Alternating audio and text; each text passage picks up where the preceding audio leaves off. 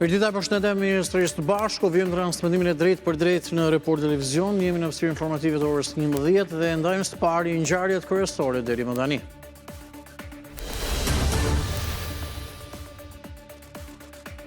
Vjeçari portugez Luis Varela, i vrarë mëngjesin e smartës në Kstramil nga Sokrat Vata, ishte dhunuar më parë edhe nga 4 kamarier të lokalit Principotes ku ndodhi ngjarja, sipas policisë. Truprojat nuk ndërhyjnë për të neutralizuar sherrin. 2 prej tyre, punonjës policie, janë arrestuar. Në pranga edhe 9 të tjerë, 2 janë në kërkim, mes të cilëve dhe pronari i lokalit Bekim Bulica, një emër i njohur për drejtësinë.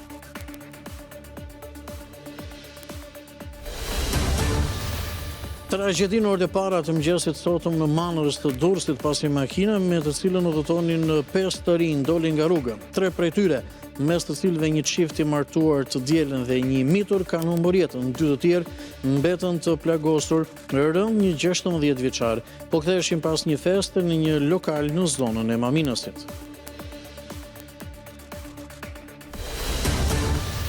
4 vatra zjarri rezultojnë aktive në 24 orët e fundit në vend. 2 helikopterë po operojnë nga ajri për shohjen e flakëve në Tërbun të Pukës, operacionin Dajt, Prisk dhe Lufajt Mirditës. Aktualisht nuk paraqitet rrezik për zonat e banuara. Situata në Gur Lur të Dibrës po shkon drejt përmirësimit. Presidenti i SBA-ve Donald Trump ka pezulluar tarifat prej 50% për mallrat nga Kanadaja.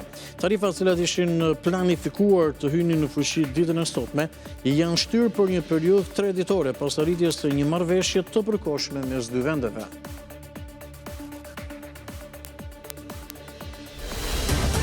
UEFA ka caktuar trupa shqiptare arbitrimi për të drejtuar 2 sfida të vlefshme për fazën play-off të Conference League. Ndeshja mes Twentes dhe Karabakh do të zhvillohet të njëjtën me 20 gusht, është besuar Eugene Gjajës, ndërsa një tjetër trup shqiptare arbitrash e drejtuar nga Enea Jorgji do të jenë për të vendosur drejtësi në sfidën Vikingur Borak.